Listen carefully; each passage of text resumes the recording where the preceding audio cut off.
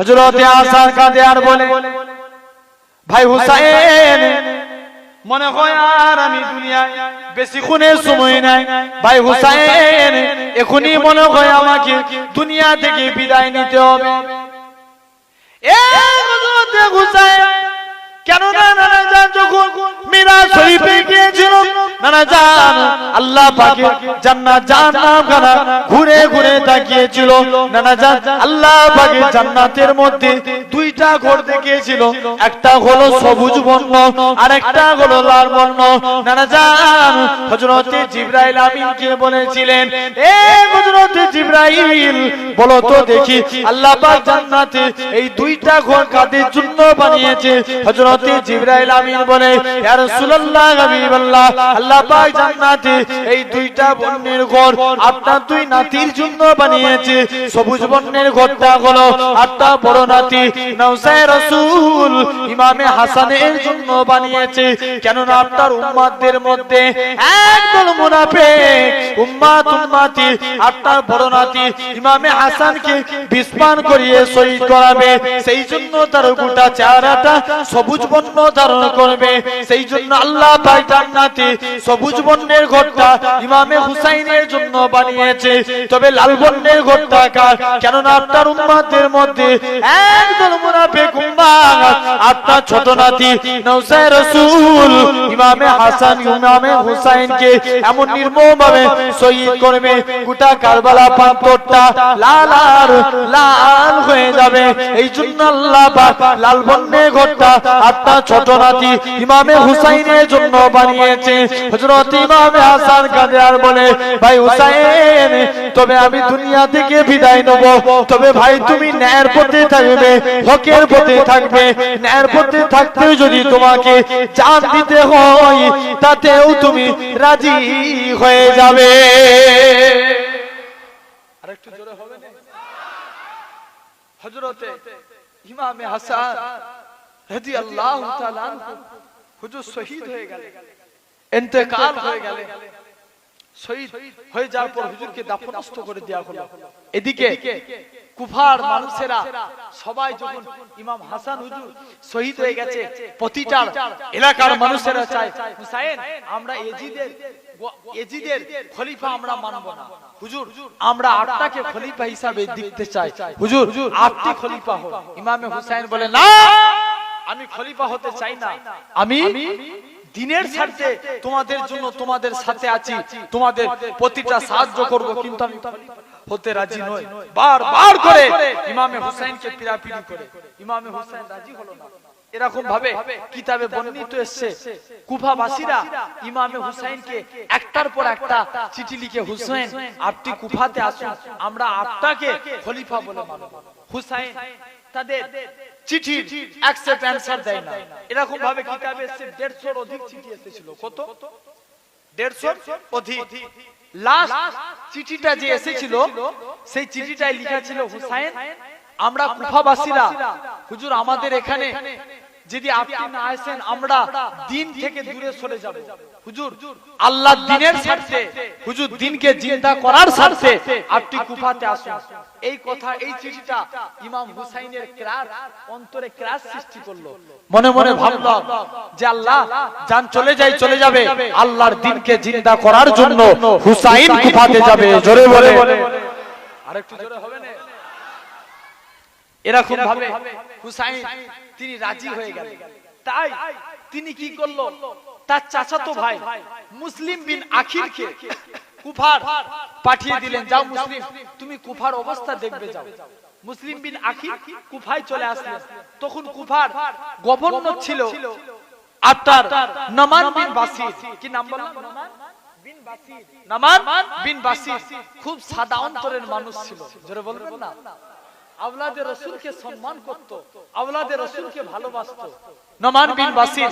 এদিকে ইমাম মুসলিম কুফায় গিয়ে বলে, কুফাবাসীরা, তোমরা যারা হুসাইনের নামে বায়াত গ্রহণ করতে চাও, সবাই আমি মুসলিমের হাতে হাত দিয়ে বায়াত গ্রহণ করা মানি হুসাইনের হাতে হাত দিয়ে বায়াত গ্রহণ করা। জোরে বলে, এরকম ভাবে মুসলিম হুজুর বলতে লাগে কদিনের মধ্যে কিছু কম বেশি 40,000-এর অধিক কুফিগণ ইমাম মুসলিমের হাতে হাত দিয়ে হুসাইনের নামে বায়াত গ্রহণ করে নিল। আরেকটু জোরে হবে না? সবাই মিলে বললে কত খুশি হতাম।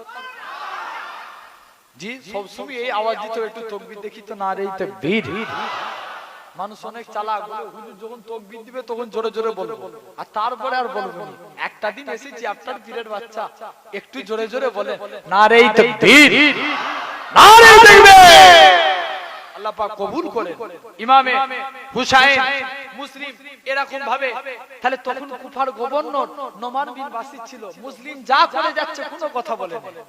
এদিকে কিছু লোক এজিদের কাছে নালিশ জানালো, এজিদ তুমি কুফায় কাকে গভর্নর দিয়েছো যে থাকলে তোমার মনে হচ্ছে ক্ষমতা খুব তাড়াতাড়ি আরো বেশি দিন টিকবে, যাও।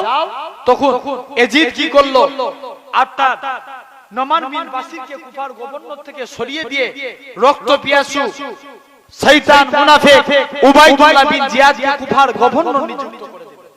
উবাইদুল্লাহ বিন জিয়াদ ডাইরেক্ট এসে বলে, কুফাবাসীরা তোমরা হয় এজিদের নামে বশ্যতা স্বীকার করো, হুসাইনের পক্ষ থেকে দূরে সরে এসো, নালে ডাইরেক্ট তোমাদেরকে মেরে দেওয়া হবে। এই কথা শোনার সাথে সাথে কিছু মানুষ ভয়ে আবার হুসাইনের পক্ষ ত্যাগ করে এজিদের পক্ষ নিয়ে নেয়। ইমাম মুসলিম এটা লক্ষ্য করে দেখলেন। হযরত ইমাম মুসলিম বলেন, এ কুফাবাসীরা, এ কুফা মানুষেরা, আজকে দিনে তোমরা কাল কিয়ামতের ময়দানে আল্লাহর কাছে কোন মুখ নিয়ে দাঁড়াবে? আওলাদে রাসূলের সঙ্গে তোমরা এরকম ভাবে বিশ্বাসঘাতকতা করো, কাল কিয়ামতের ময়দানে কোন মুখ নিয়ে রাসূলুল্লাহ শাফাত চাইবে? রাসূলের আওলাদদের সঙ্গে বিয়াদবি করো। তোমাদের অন্তরে কি এতটুকু ভয় নাই? তোমাদের অন্তরে কি রাসূলুল্লাহর আওলাদদের প্রতি এতটুকু কি মায়া নাই? এই কথাটা বলার সাথে সাথে আবার তারা এজিদের পক্ষ ত্যাগ করে হুসাইনের পক্ষে যোগ দিয়েছিল। আবার পুনরায় ইমাম মুসলিম দেখলো এরা বিশ্বাসঘাতকতা করছে, কিন্তু ইমাম মুসলিম তার আগে ইমাম হুসাইনকে একটা চিঠি লিখে পাঠিয়ে দিয়েছে, হুজুর আপনি কুফায় চলে আসুন, কুফার মানুষেরা এরা সবাই আপনার নামে বায়াত গ্রহণ করছে, হুজুর আপনি কুফায় চলে আসুন, কোনো অসুবিধা নাই। সেই চিঠিটা অলরেডি ইমাম হুসাইনের কাছে পৌঁছে গেছে, কিন্তু এখন এরকম তৈরি হয়ে গেছে। ইমাম মুসলিম তিনি নামাজে দাঁড়ালেন, পিছনে হাজার হাজার কুফা মানুষ সব নামাজে ইমাম মুসলিমের পিছনে দাঁড়িয়েছে। এদিকে মুনাফিক উবাইদুল্লাহ বিন জিয়াদ কিছু নেতা মার্কা লোকেদেরকে ডেকে নিয়ে তাদেরকে হাতে করে নিল, দিয়ে সমস্ত লোকেদেরকে এক কাছে করে আপনার কাছে ডেকে নিয়ে বলে, উবাইদুল্লাহ বিন জিয়াদ ডাক দিয়ে আপনার বলতে লাগে, এদিকে ইমাম মুসলিম নামাজ থেকে যেই ফারেক হলেন পিছনে তাকিয়ে দেখে হাজার হাজার লোক নামাজের আগে ছিল, দু চারটে লোক বাদে কেউ আর নাই। ইমাম মুসলিম দেখছে আলামত ভালো নয়, তৎক্ষণাৎ ইমাম মুসলিম সেখান থেকে পালিয়ে গেলেন। আল্লাহ রাসূলের এক সাহাবী হযরত হানি রাদিয়াল্লাহু তাআলা হুজুরের বাড়িতে চলে গেলেন। হুজুরের বাড়িতে গিয়ে হুজুরের বাড়িতে রইলেন। এক ছদ্মবেশী গোয়েন্দা পাঠালেন, মাথায় টুপি, মুখে দাড়ি, জুব্বা পরে, নবীর আওলাদ বলে দাবি করে মসজিদে মসজিদে ঘুরে। জানে একদিন হানি হুজুরের এলাকায় গেছে, মসজিদে যে সবাই চলে গেছে, হানি হুজুর মসজিদে ইবাদত করছে। ইবাদত করার পর সে গোয়েন্দা বলছে, আপনি কি ইমাম মুসলিমকে দেখেছেন? যদি দেখতে পান আমাকে দেখাতে হবে না কোথায় আছে, এই বাক্সটা তাকে দিয়ে দিবেন। হানি হুজুরের মনে মারপাঁচ নাই, তিনি বলেছে ইমাম মুসলিম তো আমার বাড়িতেই আছে। বাক্সটা নিয়ে চলে গেল। যে এই কথা বলেছে খবর হয়ে গেল হানি হুজুরের বাড়িতে ইমাম মুসলিম। ওখান থেকে ইমাম মুসলিম জানতে পেরে হানি হুজুরের বাড়ি থেকে চলে গেলেন। এদিকে হানি হুজুরকে তুলে নিয়ে যে অকথ্যভাবে নির্যাতন শুরু হলো। ইমাম মুসলিম তুসা নামনি এক মহিলার বাড়িতে চলে আসলেন। মহিলার বাড়িতে এসে আপনার তুসা আওলাদে রাসূলের প্রতি সম্মান করতে লাগলেন, তাজিম করতে লাগলেন। তুসার দুটো ছেলে ছিল খুব বোকা, তারা ভেবেছে ইমাম মুসলিম আমাদের বাড়িতে এসে যে মানে আমাদের রহমত হয়েছে, কি আমরা যদি রাজ দরবারে খবর দিয়ে দিই আমরা 3000 দিরহাম টাকা পেয়ে যাব। যাই যে খবর দিয়ে দিই, এত বোকা ছেলে হঠাৎ করে যে খবর দিয়ে গিয়েছে। পরের দিন বন্যা হতে হতে তুসার বাড়িটা চতুর্দিক দিয়ে সৈন্য এসে ঘেরাও করে নিয়েছে। হযরত ইমাম মুসলিম তিনিও তো বিনা যুদ্ধে ছেড়ে দিবে না। হযরত ইমাম মুসলিম নারে তাকবীর আল্লাহু আকবার ধ্বনিরা তুলে তরবারি চালাতে লাগে। ও যুবকেরা, এমন কোন মাদের বাচ্চা নাই ইমাম মুসলিমের সঙ্গে লড়াই করে। এমন সৈতে কুফা মানুষরা বলল, এরকম ভাবে ইমাম মুসলিমের সঙ্গে লড়াই করে তো আমরা জিততে পারবো না, চলে যায় একটা কৌশল করা যাক। সবাই মিলে বলে, ইমাম মুসলিম হুজুর আপনার সঙ্গে আমরা লড়াই করতে চাই না। ইমাম মুসলিম বলে, এ কুফাবাসীরা, তোরা আমি মুসলিম, আমাকে মেরে দিবি মেরে দে, এতে কোনো আমার যায় আসে না, এতে কোনো আমার দুঃখ হবে না। কিন্তু আমি হুসাইনকে চিঠি লিখেছি কুফায় আসার জন্য, তোমরা একটা আমি পুনরায় চিঠি লিখে দিচ্ছি, এই চিঠিটা হুসাইনের কাছে পৌঁছে দাও, তারপরে তোমরা আমায় মেরে দাও। আমি ইমাম মুসলিম খুশিতে শহীদের জন্য মাথা নত করে দেব। ইমাম মুসলিম এই কথা শুনে আটটা রাজি হয়ে গেল। সবাই মিলে প্রলোভনে ফেলে ইমাম মুসলিম তারা চিঠি পাঠালো, কিন্তু সে চিঠি আর যে পৌঁছালো না। ইমাম মুসলিমকে ধরে নিয়েছে, অকথ্যভাবে নির্যাতন করে, রাজ দরবারে নির্যাতন করে ইমাম মুসলিমকে শিরচ্ছেদ করে দিল। এদিকে ইমাম হুসাইন মুসলিমের চিঠি পেয়ে গেছে, পরিবার বর্গ কিছু সংখ্যক আত্মীয়দের নিয়ে তিনি কুফার উদ্দেশ্যে রওনা দিলেন। যুদ্ধ করার জন্য, যুদ্ধ করার জন্য, কুফার উদ্দেশ্যে, আল্লাহর দ্বীনকে জিন্দা করার জন্য কুফার উদ্দেশ্যে রওনা দিলেন। হেঁটে হেঁটে আসছেন, পথিমধ্যে আরবের বিখ্যাত কবি, যারা আরবিকে পড়ে জানবেন, এই আপনার এই কবি ফারাজদা, এই ফারাজদাকে সঙ্গে দেখা হলো। আরবের বিখ্যাত কবি ফারাজদাকে জিজ্ঞাসা করে যে তোমরা কুফার অবস্থা কেমন দেখলে? সবাই মিলে বলে, না হুজুর, কুফার অবস্থা এখন ভালো আছে, আপনি যান, সবাই আপনার নামে বায়াত গ্রহণ করছে, লাখে লাখে মানুষ সব আপনার নামে বায়াত গ্রহণ করছে। ইমাম হুসাইন খুশি হয়ে আরো দ্রুত বেগে কুফার উদ্দেশ্যে যেতে লাগলেন, কিন্তু তিনি তৎক্ষণাৎ তার আগে চলে এসেছে। এদিকে কিছু দূর যাওয়ার পর এক জায়গায় পৌঁছালেন, সেখানে বিশ্রামের জন্য তাবু খাটালেন। তাবু খাটিয়ে হুজুর শুয়ে আছে, সন্দেহ হয়ে যায়। এদিকে মুনাফিক উবাইদুল্লাহ বিন জিয়াদ, আল্লাহ রাসূলের এক সাহাবী, যার নাম হযরতে হুরের রাদিয়াল্লাহু তাআলা আনহুর নেতৃত্বে কিছু সৈন্য পাঠিয়ে ইমাম হুসাইনকে বন্দী অবস্থায় ধরে নিয়ে যাওয়ার জন্য হুরেরকে পাঠায়। এদিকে রাত হয়েছে, হুরের সৈন্যরা ঘুমিয়ে পড়েছে। হুরের হুসাইনের সঙ্গে এসে দেখা করে, হুসাইনকে এসে সমস্ত কথা বলে, হুসাইন, আপনি আওলাদে রাসূলের খুন, আপনি রাসূলের কলিজার টুকরা, আপনার বিরুদ্ধে অস্ত্র ধারণ করব, সেটা আমি হুরের হবে না। হুজুর আপনার সঙ্গে বিয়াদবি হবে, রাসূলুল্লাহর কাছে আমরা মুখ নিয়ে দাঁড়াতে পারবো না। হুজুর আপনাকে বন্দী করার জন্য আমাকে পাঠিয়েছে। হুজুর এখন আমার সৈন্যরা সবাই ঘুমিয়ে পড়েছে, এরা বিশ্বাসঘাতকতা করেছে ইমাম মুসলিমকে, হুজুর এরা শহীদ করে দিয়েছে। হুজুর আপনি এখান থেকে চলে যান, মক্কার উদ্দেশ্যে ফিরে যান, যেখান থেকে এসেছেন সেই জায়গায় চলে যান, কুফায় যাবেন না। হুজুর জোর হাত করে বলি, কিতাবে এসেছে ইমাম মুসলিমের কিছু সন্তান তারা বলে, না আমরা আমাদের পিতার হত্যার প্রতিশোধ চাই। আবার সবাই মিলে আলোচনা করে সিলেক্টেড করলো যে আমরা মক্কায় ফিরে যাব। সারা রাত হুরের সৈন্যরা ঘুমিয়ে পড়েছে, সারা রাত মক্কার দিকে যেতে লাগলেন। সারা রাত যেতে যেতে যেতে যেতে ভোরের টাইমে এসে পৌঁছালেন। তকদিরে আল্লাহ যেটা লিখে রাখে, তাবু খাটানোর জন্য গর্ত খুঁজছে, কাঁচা রক্ত বাইর হচ্ছে। ইমামে হুসাইন উপলব্ধি করে নিলেন, এটাই সেই কারবালা, যে কারবালা সম্পর্কে আমার নানা জান ওয়াকিবহাল করেছিলেন, এটাই সেই কারবালা, উপায় নাই। এদিকে মুনাফিক উবাইদুল্লাহ বিন জিয়াদ আমর বিন সাদের নেতৃত্বে 20,000 সৈন্য পাঠিয়ে ফুরাত নদী অবরোধ করে দিলেন। ইমাম হুসাইন হুজুরের পরিবার বর্গ যেটুকু পানি ছিল পান করলো। ফুরাত নদী থেকে পানি আনতে পাঠায়, পানি আর আনতে, কেউ পানি আর দিতে দেয় না, পানি আর আনতে দেয় না। বলে না, ইমামে হুসাইন উঠে যায়, এই আমর বিন সাদ, তোমরা এতটুকু পানি আমাদেরকে দিতে পারবে না? কাল কিয়ামতের ময়দানে হাউজে কাউসারের পানি পান করবে। যদি আমাদেরকে পানি পান করা এরকম ভাবে হযরতে ইমামে হুসাইন বলতে লাগে, বলে না পানি দেয়া যাবে না, এটা উবাইদুল্লাহ বিন জিয়াদের নিষেধ আছে। ইমাম হুসাইন ইসলামিক ইতিহাস পড়লে পাওয়া যায় ইমাম হুসাইন তিনটে অপশন দিয়েছিল, হয় তোমরা আমাকে ডাইরেক্ট এজিদের সঙ্গে কথা বলতে দাও, তা না হলে আমাকে মক্কায় ফিরে যেতে দাও, তা না হলে আমাকে মদিনায় যেতে দাও।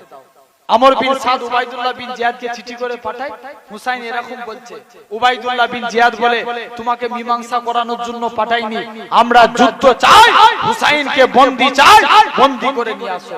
হুসাইন বলে মাথা নত করব, কিন্তু বন্দী আমি হুসাইন হব না, দরকার হয় যুদ্ধের জন্য আসিনি, বন্দী হুসাইনকে করতে পারবে না, তার আগে আমার পিতা জুলফিকার তরবারির সঙ্গে তোমাদেরকে আঘাত করতে হবে, তবে বন্দী করবে। জোরে বলে বলে আজকে আমরা যুদ্ধ করতে চাই, বলে না 9 তারিখে হয়ে গেল, বলে আজ ইবাদতের রাত, আজকে আমরা যুদ্ধ করব না, যুদ্ধ যদি হয় আগামী কাল হবে।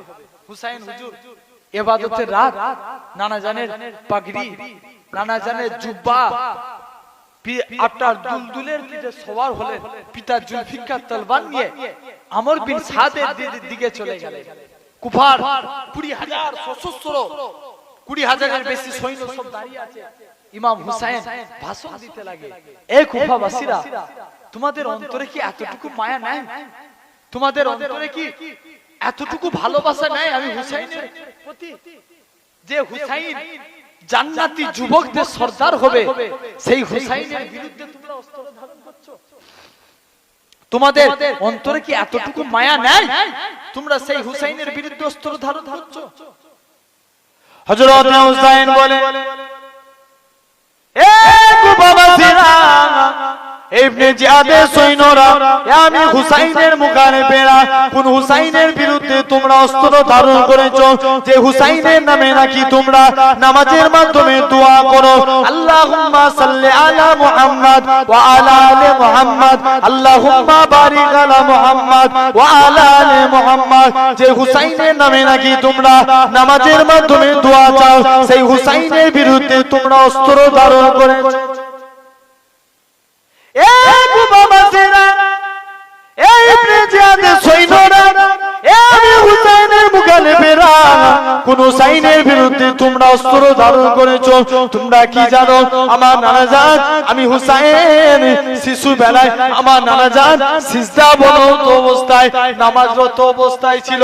আমি হুসাইন নানাজান নানাজান নানাজান বলে আল্লাহ নবীর কাছে দৌড়ে গেলাম। আল্লাহ নবী সিজদাবনত অবস্থায় আছে, আমি হুসাইন শিশু বেলায় নানাজানের পিঠের উপরে বসে পড়লাম। আল্লাহ নবী চিন্তায় পড়ে গেলেন, আল্লাহ পাক, আমি রাসূলুল্লাহ যদি সিজদা থেকে মাথা তুলি আমার হুসাইন পড়ে যাবে, হুসাইন পড়ে গেলে ফাতেমার কষ্ট হবে, ফাতেমার কষ্ট আমি রাসূলুল্লাহ সহ্য করতে পারি না। তাই নবী আমার সিজদা তাসবিহ খানা বাড়িয়ে দিলেন, সুবহান রাব্বিয়াল আলা, সুবহান রাব্বিয়াল আলা, সুবহান রাব্বিয়াল আলা। ও যুবকেরা, আল্লাহ নবী পীর থেকে হুসাইন নামেরা আল্লাহ নবী সিজদা তাসবিহ খানা বাড়িয়ে দিলেন, সুবহান রাব্বিয়াল আলা, সুবহান রাব্বিয়াল আলা, সুবহান রাব্বিয়াল আলা। আল্লাহ নবী পীর থেকে হুসাইন নামেরা এমন সময়তে আল্লাহ পাক জিবরাইল আমিনকে পাঠিয়ে দিলেন, এ হযরত জিবরাইল, চলে যাও চলে যাও, আমার রাসূলুল্লাহকে যে জানিয়ে দাও তাদের নানা নাতি খেলাটাকে আমি আল্লাহ পাক কবুল করে নিয়েছি। যাও, সেই হুসাইন তোমরা তার বিরুদ্ধে অস্ত্র ধারণ করেছো। হে কুফাবাসীরা, তোমাদের অন্তরে কি এতটুকু মায়া নাই? আমি কোন হুসাইন? যেই হুসাইন আমার নানাজান মদিনার মসজিদে আমাদেরকে পিঠে করে হামাগুড়ি দিয়ে বয়ে বয়ে নিয়ে যাচ্ছে। সিদ্দিক আকবর বলেছিল, তোমরা যারা সওয়ার হয়েছো তোমরা তো সওয়ারিটা উত্তম পেয়েছো। সঙ্গে সঙ্গে আমার নানাজি বলেছিল, যেমন সওয়ার উত্তম তেমনি সওয়ারি যেমন উত্তম তেমনি সওয়ার গুণও উত্তম। জোরে বলে সেই হুসাইনের বিরুদ্ধে তোমরা অস্ত্র ধারণ করছো। তোমরা কি জানো না যে হুসাইনের মা জান্নাতি মহিলাদের সর্দারিনী হবে? এই কুফাবাসীরা, তোমরা কি জানো জিবরাইল ফেরেশতা মাঝে মাঝে রাসূলুল্লাহর দরবারে দাইয়া কলবি সূরা ধরে আসতেন, ওই নিয়ে আসতেন। আল্লাহ রাসূলের এক সাহাবী ছিলেন যার নাম ছিল দাইয়া কলবি।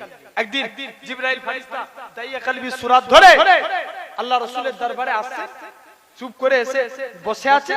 এদিকে ইমামে হাসান হোসেন দু ভাই জিবরাইলের কোলে এসে বসে আছে, জামাই পকেটে হাতড়াহাতড়ি করে কোনো কিছু না পেয়ে যখন দু ভাই বসেছে, জিবরাইল মাথায় হাত বুলায় আদর করে, আর যেই পকেটে হাতড়াহাতড়ি করে কিছু না পায়, দু ভাই উঠে পালিয়ে যায়। বাচ্চারা যদি খাবার না পায় থাকবে তো সারা দাও, থাকবে কি?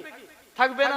দু ভাই উঠে পালিয়ে গেছে। জিবরাইল যে আল্লাহ রাসূলের দরবারে যে আল্লাহ নবীর কাছে যে হাউ হাউ করে কাঁদছে, আল্লাহ নবী বলছে জিবরাইল কি হলো, কাঁদো কেন, কি হয়েছে বলো।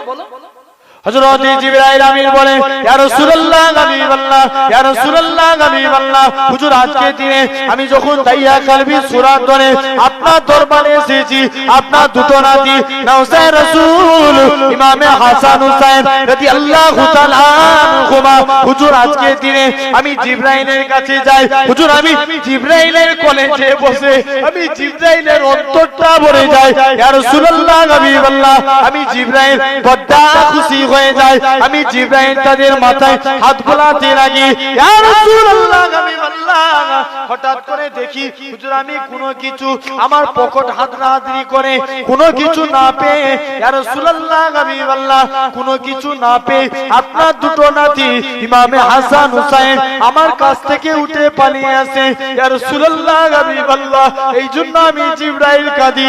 আল্লাহ নবী বলে, ও হযরত জিবরাইল, কেন না শুনে রেখে দাও, আমার দাইয়া কলবি আমার সাহাবী যখন আমি রাসূলুল্লাহ আমার দরবারে আসতো, আমার হাসান হুসাইনের জন্য কিছু খাবার নিয়ে আসতো, তোমার কাছে খাবার পাই না বলে উঠে পালিয়ে এসেছে। হযরত জিবরাইল আমিন বলে, ইয়া রাসূলুল্লাহ হাবিবাল্লাহ, আপনি কি জানেন আপনার নাতিগুলোকে আমি জিবরাইল কত ভালোবাসি? ইয়া রাসূলুল্লাহ হাবিবাল্লাহ, হুজুর আমি জিবরাইল যদি জানতাম আল্লাহ জান্নাত থেকে জান্নাতি খানা খাতা। এ যুবকেরা পাড়া তরুণেরা এরকম ভাবে হযরত জিবরাইল আমিন বলে, ইয়া রাসূলুল্লাহ হাবিবাল্লাহ, শুধু তাই নয় আপনার নাতিগুলোকে আমি জিবরাইল কত মহব্বত করি। আপনার বেটি ফাতেমা যখন আল্লাহর ইবাদতে মশগুল হয়ে যেত, আল্লাহর ইবাদতে যখন ফানা হয়ে যেত, আল্লাহ আল্লাহ আল্লাহ আল্লাহ আল্লাহ আল্লাহ জিকিরে মশগুল হয়ে যেত, ইয়া রাসূলুল্লাহ হাবিবাল্লাহ, আল্লাহ পাক আমি জিবরাইলকে পাঠাতেন, এ হযরত জিবরাইল চলে যাও চলে যাও আমার ফাতেমার গলা করে ফাতেমা সূরা ধরে আমার হাসান হুসাইনের কাছে চলে যাও, তাদেরকে ইয়া রাসূলুল্লাহ হাবিবাল্লাহ, আমি জিবরাইল ফাতেমার গলা করে ফাতেমা সূরা ধরে হাসান হুসাইনের কাছে চলে এসে দুলনায় দুলা খাইয়ে খাইয়ে আপনার দুটো নাতিকে ঘুম পাড়িয়ে চলে যেতাম। সেই জন্য হুজুর আজকের দিনে আমি জিবরাইল আপনার নাতিগুলোকে অনেক মহব্বত করি। এরকম ভাবে যখনই বলতে লাগে কিছু মানুষের একদম কারবালা প্রান্তরটা স্তব্ধ হয়ে যায়, হুসাইন কেঁদে কেঁদে বলে কারবালা প্রান্তরটা স্তব্ধ হয়ে যায়, কিছু মানুষ আর সহ্য করতে পারল না, বলল রইল এজিদের দৌলত ত্যাগ করে জান যদি দিতে হয় আওলাদের রাসূলের জন্য জান দেব, জান যদি দিতে হয় হুসাইনের জন্য জান দেব, জান যদি দিতে হয় দ্বীনের স্বার্থে কুরআনের স্বার্থে ইমামে হুসাইনের ভালোবাসায় আজকে আমরা আল্লাহ আল্লাহ রাসূলের মহব্বতে হুসাইনের পক্ষে যোগ দিয়ে দিলাম। আর একটু জোরে হবে না? দলে দলে ইমাম হুসাইনের পক্ষে কিছু মানুষ যোগ দিয়ে দিল। আপনার হুসাইন পরিবার বর্গটা থেকে কিছু মানুষ যোগ দেওয়ার পর একটু বেড়ে গেল, পাওয়ারটা একটু বেড়ে গেল। এরকম ভাবে যুদ্ধ হবে হবে ফজরের 10 তারিখের ফজর থেকে, অর্থাৎ আজ যে রাতটা চলে গেল, এই আপনার দিন চলে গেল, এই ফজর থেকে আপনার হবে, ফজর থেকে যুদ্ধ শুরু হবে। এমন সময়তে ইমাম হুসাইনের পক্ষ থেকে সাফওয়ান বলে এক ব্যক্তি গেল, এই হুরের বলে এক ব্যক্তি আসলো, আর মুনাফিকদের পক্ষ থেকে সাফওয়ান বলে এক ব্যক্তি আসলো। সাফওয়ান বলে, হুরের তুমি একদিন আমাদের এখানে ছিলে, এখন হুসাইনের কথা শুনে হুসাইনের দিকে চলে গেছো, এবার দাও না জান চলে যাবে, আমার হাতেই তো তুমি মরবে। হুরের বলে আরে মরতে যদি হই হুসাইনের জন্য মরবো, আল্লাহ জান্নাত পেয়ে যাব। দুপক্ষে যুদ্ধ শুরু হয়ে গেল। আল্লাহ নবী সাহাবী হযরতে হুরের তরবারি চালাতে লাগে, এদিকে বীর যোদ্ধা সাফওয়ানও তরবারি চালায়। ও যুবকেরা, ও আমার মুরব্বি বাপেরা, হযরতে হুরের এরকম আল্লাহু আকবার নারে তাকবীর আল্লাহু আকবার ধ্বনির আওয়াজ তুলে তরবারি চালাতে লাগে। এক তরবারি দিয়ে বীর যোদ্ধা সাফওয়ানকে জমিনে ফেলে হত্যা করে দিয়েছিল। এক তরবারি দিয়ে হত্যা করে দিল। সাফওয়ান হুরের কে মারবে? দেখেন আল্লাহ হুকুম হলো, সাফওয়ান হত্যা হয়ে গেল। নিজে হুরের যুদ্ধ করতে করতে শত্রুর ঝাঁকে পৌঁছে গেল, কিছু শত শত সৈন্যকে কতল করে নিজেও আস্তে আস্তে জমিনে লুটিয়ে শহীদ হয়ে গেলেন। বলেন ইন্না লিল্লাহি ওয়া ইন্না ইলাইহি রাজিউন। শহীদ হয়ে গেলেন। একের পর এক সবাই আসে, হুজুর আমাকে অনুমতি দেন, একবার দরুদ পড়েন তো আল্লাহুম্মা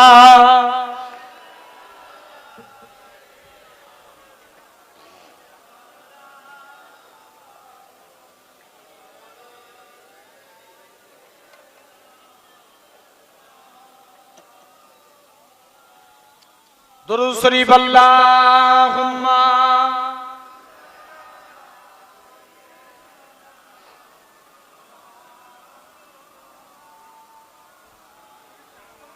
জিনা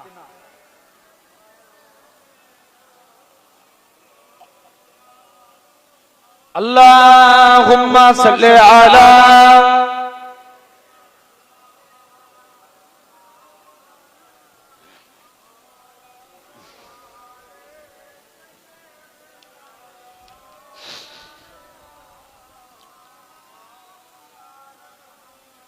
जहां नजरे मोहम्मद का निशाना ठहर जाता है, जहां नजरे मोहम्मद का निशाना ठहर जाता है, जहां नजरे मोहम्मद का निशाना ठहर जाता है, तो फिर चलता हुआ एकदम जमाना ठहर जाता है। আরেকটু জোরে হবে না? যা লোক আছে সবাই মিলে একসঙ্গে বলেন সুবহানাল্লাহ। तो फिर चलता हुआ एकदम जमाना ठहर जाता है, कसम खा के मैं कहता हूँ कि गारे सूर पर जाकर, कसम खा के मैं कहता हूँ कि गारे सूर पर जाकर, कसम खा के मैं कहता हूँ कि गारे सूर पर जाकर, कि गारे सूर पर जाकर, जमाने पर किया रोका याराना ठहर जाता है, जमाने पर किया रोका याराना ठहर जाता है, जहाँ नजरे मोहम्मद का निशाना ठहर जाता है, गवाह है मस्जिदे नबवी के दीवारे के सजदे में, जोरे बोलो मैंने, गवाह है मस्जिदे नबवी के दीवारे के सजदे में, गवाह है मस्जिदे नबवी के दीवारे के सजदे में, के दीवारे के सजदे में, नवासा हो जो कंधों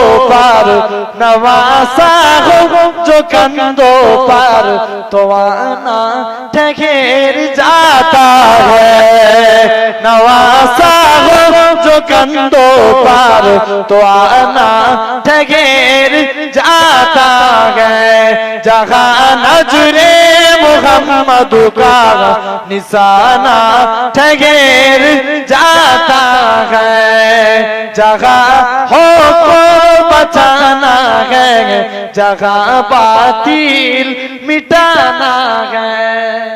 জোরে বলবেন ওকে জিন্দা করতে চাইতো নাকি আমরা जगह हो को बचाना है, जगह बातिल मिटाना है, जगह हो को बचाना है, जगह बातिल मिटाना है, जगह हो को बचाना है, जगह बातिल मिटाना है।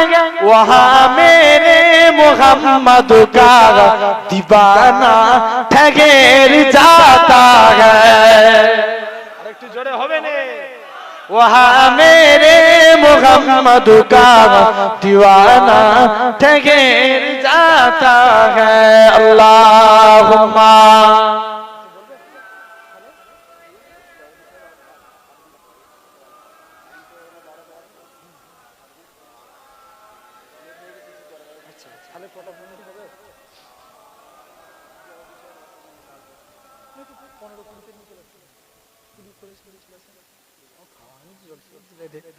আল্লাহ পাক কবুল করে। এই অসুবিধা হচ্ছে আপনাদের?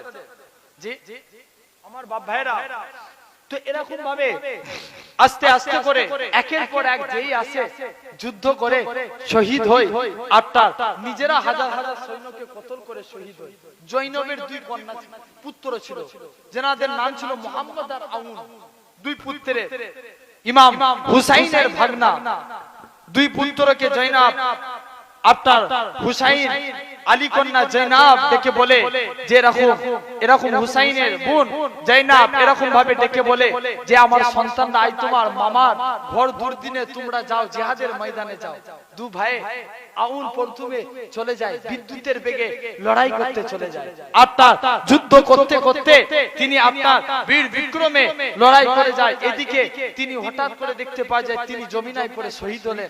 তার ছোট ভাই মোহাম্মদ তৎক্ষণাৎ দৌড়ে গেলেন, আপনার তিনিও শহীদ হয়ে গেলেন। এরকম ভাবে একের পর এক সবাই আসে শহীদ হয়ে যায়, একের পর এক আসে শহীদ হয়ে যায়। আলী আকবর আসে, আব্বাজি অনুমতি দেন আমি জাহাজের ময়দানে যাই। এরকম ভাবে আব্বাস ইবনে আলী আসে, যিনি ছিলেন কারবালা প্রান্তরে আপনার মুসলমানদের পতাকাধারী। বাচ্চারা পানির জন্য হাহাকার করে, আব্বাস ইবনে আলী সহ্য করতে পারে না। আরে বাচ্চারা পানির জন্য হাহাকার করবে, আমি আব্বাস ইবনে আলী আমি কিভাবে বসে থাকতে পারি? হুজুর তরবারি চালিয়ে বীর বিক্রমে তরবারি চালাতে চালাতে সবাইকে সরিয়ে সরিয়ে ফুরাত নদীর কিনারায় পৌঁছে গেছে। ফুরাত নদীর কিনারায় পৌঁছে আপনার নদীতে নেমে পড়েছে। একটুখানি পিপাসায় কলচে ফেটে যায়, একটুখানি হাতে পানি তুলেছে পান করবো বলে। হযরত আলী পুত্র ইমাম হুসাইনের ছোট ভাই হযরত আব্বাস ইবনে আলী পানিখানা তুলে নিয়ে মনে পড়ে যায় আল্লাহ পাক নবী পরিবার বর্গরা পানি পানি পানি করে হাহাকার করে আমি আব্বাস ইবনে আলী কেমন করে আগে পানি পান করি। না না না, এটা মানা যাবে না, এটা হওয়া যাবে না। হুজুর আমার মশকের মধ্যে এক মশক পানি ভরে, বাতে মশক নিয়ে ডান হাতে তরবারি নিয়ে চলে এলেন।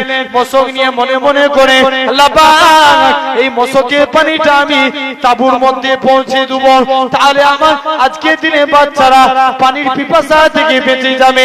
এরকম ভাবে কিছু দূর যেতে লাগে, হুজুর আমার তরবারি চালাতে লাগে। একজন মুনাফিক এসে পিছন দিক দিয়ে ডান হাতে চোম মারে, ডান হাতটা কেটে জমিনায় পড়ে যায়।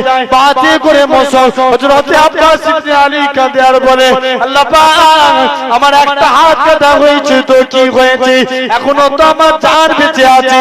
যতক্ষণ শরীরে জান বেঁচে থাকবে নবী পরিবার বর্গদের জন্য পানি নিয়ে যাওয়ার চেষ্টা করব। এই যুবকেরা, এই নবীর প্রেমিকেরা, এরকম ভাবে হযরত আব্বাস ইবনে আলী কিছু দূর এগিয়ে গেলেন। আরেকটা মুনাফিক এসে বাহাতে চোখ মারে, বাহাতটা কেটে জমিনায় পড়ে যায়। এমন সময়তে আল্লাহ পাক এখনো তো আমার জান বাঁচানো আছে, এখনো তো বেঁচে আছি, তাতে করে পানির মশকটাকে টিপে নিয়ে তাঁবুর দিকে এগিয়ে যেতে লাগলেন। একজন মুনাফিক এসে আবার গর্দানে চোখ মারলো। হযরত আব্বাস ইবনে আলী জমিনায় পড়ে শহীদ হয়ে গেলেন। হুজুর শহীদ হয়ে গেলেন। আস্তে আস্তে করে হযরতে আব্বাস ইবনে আলী এরকম ভাবে শহীদ হলেন। শহীদ হয়ে যাওয়ার পর হযরতে এরকম ভাবে একের পর এক আসে, যে আসে মোট কথা সবাই শহীদ হয়ে যায়। মহাবীর আলী আকবর আসে, আব্বাজি অনুমতি দেন। আলী আকবরের কাছে ইমামে হুসাইন তার প্রিয় এক কৃতদাস ছিল, যার নাম ছিল ফিরোজ। ফিরোজকে পাঠালেন, যাও এই আলী আকবরের সাথে তুমি যাও। আলী আকবর লড়াই করতে লাগে, আটটার ফিরোজ সাইডে আটটার গার্ড করতে লাগে। মুসলমান গণের ছেলে মেয়েরা পাড়া তরুণেরা হযরতে হুসাইন পুত্র আলী আকবর জিহাদের ময়দানে চলে যায়। আব্বা জান, আমি আলী আকবর বেঁচে থাকতে আপনি জিহাদের ময়দানে যাবেন না, না না, এটা মানা যাবে না, এটা মানা যাবে না। এমন সুইটি আলী আকবর আব্বার কাছে দোয়া নিয়ে জিহাদের ময়দানে চলে যায়। ফিরোজ আলী আকবরের পিছনে পিছনে যায়। কাফেররা আলী আকবরের সঙ্গে কেউ লড়াই করে পারে না। আলী আকবর বীর বিক্রমে লড়াই করে করে কাফেরদের ঝাঁকের মধ্যে চলে যায়। এমন সুইতে কেউ আলী আকবরের সঙ্গে লড়াই করতে পারে না, কেউ কাছে ঘেঁষতে পারে না, তাই তারা দূর থেকে তীর ছুঁড়ে ছুঁড়ে মারে। ফিরোজ হযরতে ফিরোজ সে মনে করে আল্লাহ এটা তো জান্নাতি হওয়ার সুযোগ। যখনই আলী আকবরকে লক্ষ্য করে তীর ছুঁড়ে মারে, ফিরোজ ওই তীরখানা নিজে শরীরে গেঁথে নেয়। এরকম ভাবে কাঁদতে কাঁদতে ফিরোজ জমিনায় পড়ে যায়। আলী আকবর ফিরোজকে তুলে তাবুর কাছে নিয়ে আসে।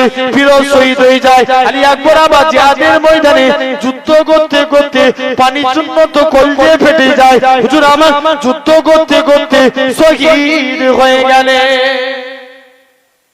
হুজুরও শহীদ হয়ে গেল। মহাবীর কাসেম আসে, চাচাজি সবাই তো চলে গেল, আমাকে অনুমতি দেন। কাসেম এসে বলে, চাচাজি অনুমতি দেন। অনুমতি দিলেন। অনুমতি বলে, না বাবা, তোমার ভাই চলে গেছে, তোমার মা আজকে একা, তোমার আব্বা নেই, তোমাকে আমি কারবালার প্রান্তরে কেমন করে পাঠাতে পারি? যাও, তোমার যা যাবে না। হুসাইন এদিকে কাসেম বলে, চাচাজি আপনি যদি অনুমতি না দেন, আমি কাসেম আমি আমার আগে আপনাকে জিহাদের ময়দানে যেতে দেব না। জোরে বলবেন না। আমি কাসেম বেঁচে থাকবার আপনি জিহাদে যাবেন? চাচাজি অনুমতি দেন। যাও বাবা, মায়ের কাছে অনুমতি নিয়ে এসো। মা অনুমতি দিয়ে দিলেন। হুসাইনের মনে পড়ে গেল, ইমাম হাসান হুজুর আপনার ইন্তেকালের সময় ওয়াদা করেছিল আমার পুত্র কাসেমের সঙ্গে তোমার কন্যা হুসাইন কন্যা সকিনার বিবাহ দিবে।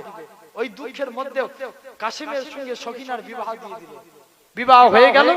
সবাই কাছে অনুমতি নিয়ে মহাবীর কাসেম জিহাদের ময়দানে চলে গেলেন। আমর বিন সাদ আরাজক বলে এক বীর যোদ্ধাকে পাঠালো, যাও কাসেমের সঙ্গে লড়াই করো। আরাজক বলে, এইটুকুন একটা ছোট ছেলে, এর সঙ্গে আমি লড়াই করব? ইম্পসিবল, এ মানা যাবে না, পালাও। না, আমি এত বড় বীর যোদ্ধা হয়ে লড়াই করব এটা মানতে পারি না। আমাকে লোকে ছাঁচা করবে যে এরকম যুবকের সঙ্গে আর তুমি এত বড় বীর পালওয়ান লড়াই করছো। না, হবে না। যা, আমি আমার বড় ছেলেকে পাঠাই। মুসলমান গণের ছেলে মেয়েরা পাড়া তরুণেরা মহাবীর কাসেম আল্লাহু আকবার ধ্বনি আওয়াজ তুলে হুজুর আমার তরবারি চালাতে লাগে। আরাজকের বড় ছেলে মহাবীর কাসেমের কাছে চলে আসে। মহাবীর কাসেম এক তরবারি দিয়ে ওই আরাজকের বড় ছেলেকে জমিনায় ফেলে হত্যা করে দিল। আরাজক তার মেজো ছেলেকে পাঠালো, মহাবীর কাসেমের হাতে হত্যা হয়ে গেল। এরকম ভাবে আরাজক তার 3 নম্বর ছেলেকে পাঠালো, হত্যা হয়ে গেল। আরাজকের ছেলে মহাবীর কাসেমের হাতে হত্যা হয়ে গেল। আরাজক বলে, ওরে কাসেম রে, তোকে যত ছোট মনে করি তুই তো এত ছোট নয়। তো শরীরে যে আলীর রক্ত আসাদুল্লাহিল গালিব, যাকে আল্লাহ কাফেরদের বিরুদ্ধে বাঘ লাগার দিয়েছিল, তো শরীরে যে সেই বাঘ আলীর রক্ত তোর গায়ে আছে। এবার কাসেম রে, তোকে দুনিয়া থেকে বিদায় নিতে হবে।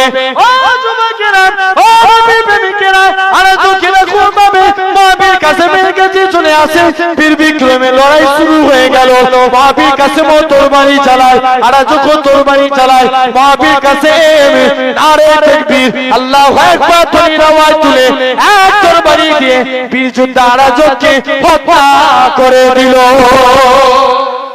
এরকম ভাবে বাবির কাছে কতক্ষণ লড়াই করবে, পানির পিপাসায় অন্তর খারাপ ফেটে যায়, চাচা জানের কাছে যায়, চাচা জান একটুখানি যদি পানি থাকে আমি কাসিমকে একটু পানি পান করার, আমি কাসিম পানি পান করে আপনার কাছে কথা দিচ্ছি এই যত সৈন্য আছে সবাইকে আমি হত্যা করে দেবো, চাচা জান একটুখানি পানি পান করার। এরকম ভাবে নিজের মায়ের কাছে যায়, ও দুঃখী মা একটুখানি পানি দাও মা। মা কোথায় পানি পাবে, নিজের স্ত্রীর কাছে যায়, ও আমার স্ত্রী সবাই চলে গিয়েছে, স্ত্রী তোমার কাছে কি পানি আছে, স্ত্রীর কাছে পানি নাই। কাসেম সকিনার দিকে তাকায় আর কাঁদে, সকিনা কাসেমের দিকে তাকায় আর কাঁদে। কাসেম কেঁদে কেঁদে বলেছিল, বিবি সকিনা তোমার সাথে আমার আর দুনিয়ার মিলন হবে না, আল্লাহ পাকের যদি ইচ্ছা হয় আল্লাহ জান্নাতে সকিনা তোমার সাথে আবার দেখা হবে। আচ্ছা ঠিক আছে, এরকম ভাবে শহীদ হয়ে গেল মহাবীর কাসেম। হুসাইন চলে গেছে যুদ্ধ করবে, দুনিয়ায় কোনো মারদের বাচ্চা নাই হুসাইনের পক্ষে, হুসাইনের সঙ্গে যুদ্ধ করবে এমন কোন ক্ষমতাবান ব্যক্তি নাই যে হুসাইনের সঙ্গে লড়াই করবে। হযরত ইমাম হুসাইন তরবারি চালাতে লাগে, এমন ভাবে তরবারি চালাতে চালাতে দুদিকে তরবারি চালাতে লাগে, বীর বিক্রমে লড়াই করতে লাগে, এমন কোন মারদের বাচ্চা নাই যে হুসাইনের সঙ্গে লড়াই করে। এই যুবকেরা পাড়া তরুণেরা এমন থেকে এমন সময় একটা পিছন থেকে আজ আসে, হুসাইন হুসাইন বলে একটা আজ আসে। হযরত ইমাম হুসাইন তরবারি ছেড়ে দিলেন, যুদ্ধ করা বন্ধ করে দিলেন, তাকিয়ে দেখলেন তিনা নানাজান দিন দুনিয়া বাদশা দাঁড়িয়ে আছে। হযরত হুসাইনের সম্বন্ধে আল্লাহ নবী বলে, আমার কলিজার টুকরা হুসাইন আর তোমায় যুদ্ধের পরিচয় দিতে হবে না, তুমি যে শেরে খোদার বেটা এর পরিচয় তুমি দিয়ে দিয়েছো, যার তরবারির নাম ছিল জুলফিকার এর পরিচয় তুমি দিয়ে দিয়েছো।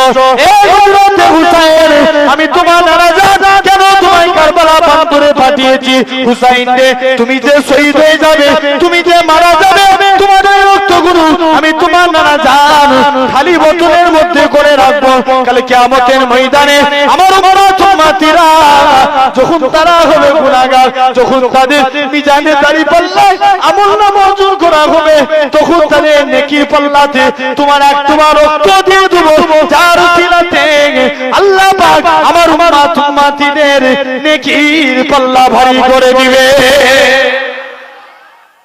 আরো জোরে হবে না? নারে তাকবীর!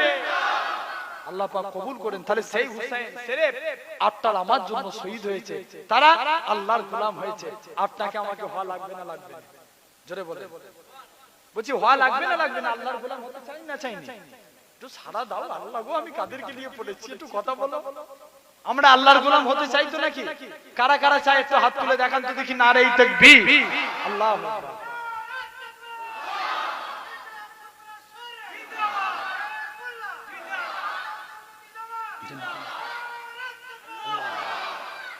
আমরা তো প্রত্যেকে আল্লাহর গোলাম হতে চাই, তবে এমনি এমনি কি হওয়া যাবে?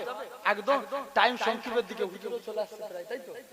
আপনাদের কাছে কিছুক্ষণের মধ্যে আসবে, আমি বিদায় নেব, তবে বলে দিয়ে যাই কিছু কথা। আল্লাহর গোলাম যদি হতে চান সর্বপ্রথম আল্লাহর হুকুমকে মানতে হবে, ঠিক না ভুল?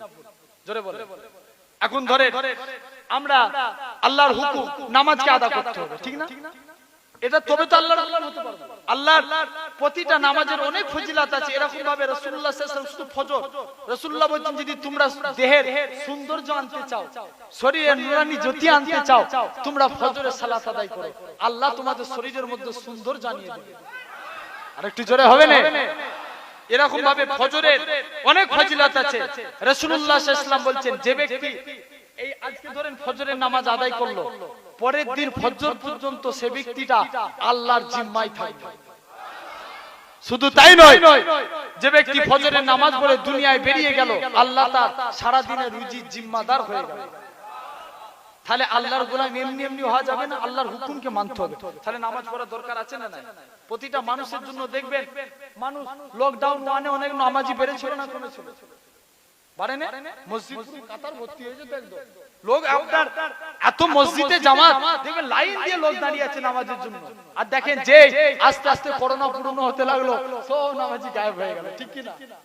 হ্যাঁ না ভুল বলছি না ঠিক বলছি বলে হয় না সব গায়েব হয়ে গেল তাহলে এগুলো কি বলেন তো আল্লাহকে ভয় করে নামাজ করোনাকে ভয় করে নামাজ জেনে রাখবেন যুবকেরা করোনার ফার্স্ট ওয়েভ চলে গিয়েছে সেকেন্ড ওয়েভ চলে গিয়েছে আবার বলছে থার্ড ওয়েভ আসবে আমরা আল্লাহর উপরে ভরসা করে আছি আজও যদি আল্লাহর উপর ভরসা রাখতে পারি করোনা তো আমার কিছু করতে পারবে না আর কারো দুনিয়ার কোনো পাওয়ার না আত্মার আমার ক্ষতি করতে পারে আমার আল্লাহ তাকে আমাকে হেফাজত করবে জোরে বলে ঠিক কি না ভুল জোরে বলেন ঠিক না ভুল বলছি তাহলে নামাজ পড়তে হবে আল্লাহর হুকুমকে মানে এক যুবক তুমি আমি তো নামাজ পড়তে পারিনি যুবক চিন্তা করো সারা দিন কাজ করছেন আপনি যেই টাইম ফাঁকা পান তুমি ফেসবুক ঘাটার সময় পাচ্ছ হোয়াটসঅ্যাপ ঘাটার সময় পাচ্ছ আপনার এক্সট্রা ইনকামের বেলায় সময় পাচ্ছ কিন্তু নামাজের সময় নাই এক যুবক আল্লাহর নবীর কাছে গেলেন চুপ করে যে বসে আছে আল্লাহর নবী যুবকের দিকে তাকিয়ে মুচকে মুচকে মুচকে হাসতে লাগলেন জোরে বলবেন না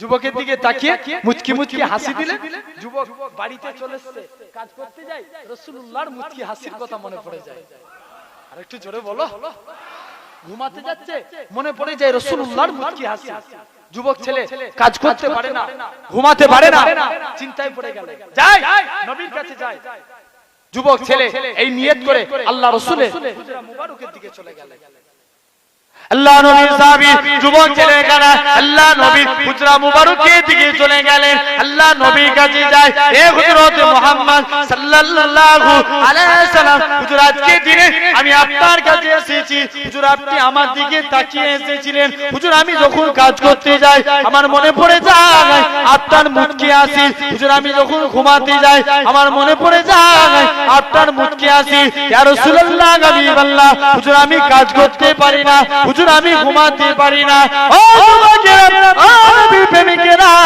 আল্লাহ নবী কি জানিয়েছিল ও বাবা যুবক যুবকটা বলে এ হযরত মুহাম্মদ সাল্লাল্লাহু আলাইহি সাল্লাম হুজুর আপনার হাতটা বাড়িয়ে দেন আজকে দিন আমি যুবক ঈমানের কালেমা পড়ে মুসলমান হয়ে গেলাম হুজুর মুসলমান হলাম হাত বাড়িয়ে দিলেন মুসলমান করে দিলেন তবে হুজুর শর্ত হচ্ছে একটা মুসলমান হব কিন্তু আমি নামাজ পড়ব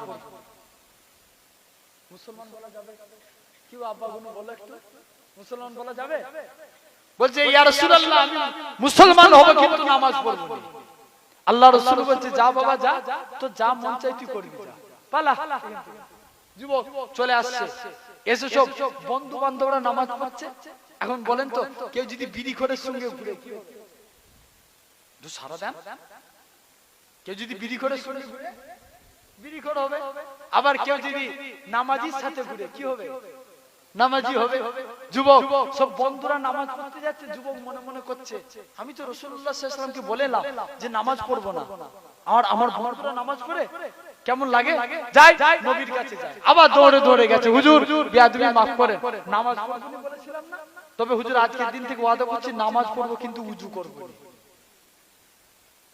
আচ্ছা উযু না করলে নামাজ হবে যে সারা দান উযু আগে না নামাজ আগে উযু হাদিস পাকে সাল উযু মিফতাহুস সালাত উযু নামাজের চাবিকাঠি আর সালাতু মিফতাহুল জান্নাহ আর নামাজ হচ্ছে আল্লাহর জান্নাতের চাবিকাঠি জোরে বলবেন না যুবক ছেলে মনে মনে করছে যে আজকের দিনে যায় যে দেখি নবীকে যে বলছে হুজুর আমি কিন্তু নামাজ পড়বো উযু করব আল্লাহ নবী বলে যা বাবা যা তোমার যা ইচ্ছা যায় করবে যা একদিন যুবক উযু না করে নামাজ পড়বে নিয়ত করেছে ফজরের নামাজ পড়বো বলে বেরিয়ে চলে গেছে ফজরের নামাজ পড়বো এমন সময়তে যুবক ছেলে আটটা ফজরের সালাত আদায় করবে মসজিদের দিকে চলে গেছে আল্লাহ নবীর সাহাবী ওই যুবক ছেলেখানা মসজিদের দিকে চলে যায় যে দেখে আল্লাহ নবী জামাতা হযরত শেরে আলী রাদিয়াল্লাহু তাআলা আনহু হুজুর আমার মসজিদে উযু করে ও যুবকেরা উযু করার নিয়ম হচ্ছে দুই হাতের কোণই পর্যন্ত ধৌত করা ঠিক না বল হাত ধোয়ার নিয়ম কি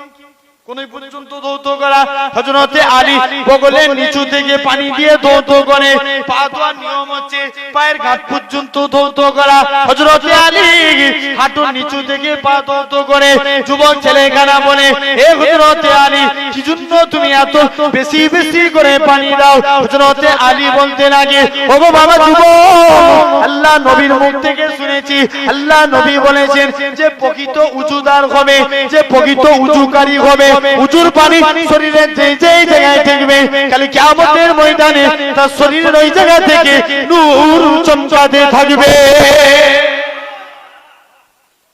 তাহলে আল্লাহর গোলাম হতে গেলে আটটাকে আল্লাহর হুকুম মানতে হবে। যুবক বলছে যাই নবীর কাছে যাই, দৌড়ে দৌড়ে আবার গেছে, হুজুর বিয়াদবি মাফ করেন, আমি যে উজু করবনি বলেছিলাম না, আজকের দিন থেকে ওয়াদা করছি 5 ওয়াক্ত নামাজের আগে আমি 5 বার গোসল করে উজু করে নামাজ পড়ব। কথা বুঝতে পারছেন? তাহলে আপনার আমারও দরকার আছে আল্লাহর গোলাম হতে গেলে, আল্লাহর গোলাম হতে গেলে আটটাকে আমাকে আল্লাহর হুকুম মেনে চলতে হবে, সাথে সাথে রাসূলুল্লাহর সুন্নতের উপর আমল করতে হবে। ঠিক কি না? জোরে বলেন। একবার দরুদ পড়ে একটু চা দিয়ে গেছে, খাবো, অসুবিধা নাই তো? অসুবিধা নাই তো? দরুদ শরীফ আল্লাহুম্মা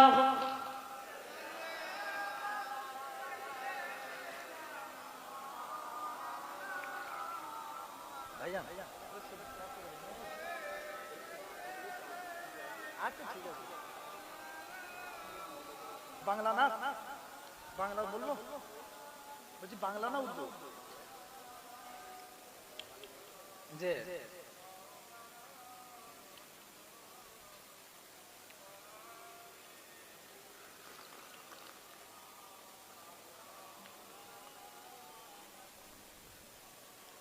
আল্লাহি আল্লাহ দয়া করো, আমার তওবা কবুল করো, দোনো জাহানের মালিক তুমি, আমায় তুমি ক্ষমা করো। আল্লাহি আল্লাহ, আল্লাহি আল্লাহ, আল্লাহি আল্লাহ, আল্লাহি আল্লাহ দয়া করো, আমার তওবা কবুল করো, দোনো জাহানের মালিক তুমি, আমায় তুমি ক্ষমা করো। আল্লাহি আল্লাহ, আল্লাহি আল্লাহ, আল্লাহি আল্লাহ, আল্লাহি আল্লাহ। আমি অদম পাপী তাপী, তুমি জগৎপতি, ক্ষমা যদি না করো তুমি, আমার নেই কোনো গতি। আমি অদম পাপী তাপী, তুমি জগৎপতি, ক্ষমা যদি না করো তুমি, আমার নেই কোনো গতি। একটু দয়ার কৃপা করো, একটু দয়ার কৃপা করো, আমার ফরিয়াদ কবুল করো। জোরে হবে না? আর একটু জোরে হবে না? দোনো জাহানের মালিক তুমি, আমার তওবা কবুল করো। আল্লাহি আল্লাহ, আল্লাহি আল্লাহ, আল্লাহি আল্লাহ দয়া করো, আমার ফরিয়াদ কবুল করো। দোনো জাহানের মালিক তুমি, আমায় তুমি ক্ষমা করো। আল্লাহি আল্লাহ, আল্লাহি আল্লাহ, আল্লাহি আল্লাহ। আমরা তোমার অদম বান্দা, তুমি মনের প্রভু, হাজার প্রমাণ করেও রিজিক মিলাও তবু। একটু জোরে হবে না? আমরা তোমার অদম বান্দা, তুমি মনের প্রভু, হাজার প্রমাণ করেও রিজিক মিলাও তবু। হায়াত মৌতের মালিক তুমি, হায়াত মৌতের মালিক তুমি, কুল মাখলুকের খালেক তুমি, দোনো জাহানের মালিক তুমি, আমায় তুমি ক্ষমা করো। আল্লাহি আল্লাহ, আল্লাহি আল্লাহ, আল্লাহি আল্লাহ, আল্লাহি আল্লাহ দয়া করো, আমার তওবা কবুল করো। দোনো জাহানের মালিক তুমি, আমায় তুমি ক্ষমা করো। আল্লাহি আল্লাহ, আল্লাহি আল্লাহ। দিবারাতি কান্দি আমি, ও দয়াল সাগর, ক্ষমা যদি না করো তুমি, নাম কেন তোমার গফুর? একটু জোরে বলবেন না সুবহানাল্লাহ। দিবারাতি কান্দি আমি ও গো দয়ার সাগর, ক্ষমা যদি না করো তুমি, নাম কেন তোমার গফুর।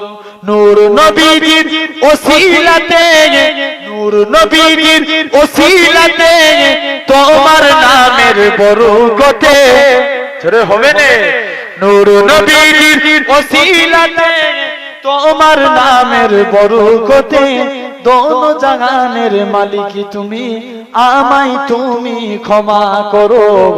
আল্লাহি আল্লাহ, আল্লাহি আল্লাহ, আল্লাহি আল্লাহ, আল্লাহি আল্লাহ, দয়া করো আমার ফরিয়াদ কবুল করো। দোনো জাহানের মালিক তুমি, আমায় তুমি ক্ষমা করো। আল্লাহি আল্লাহ, আল্লাহুম্মা।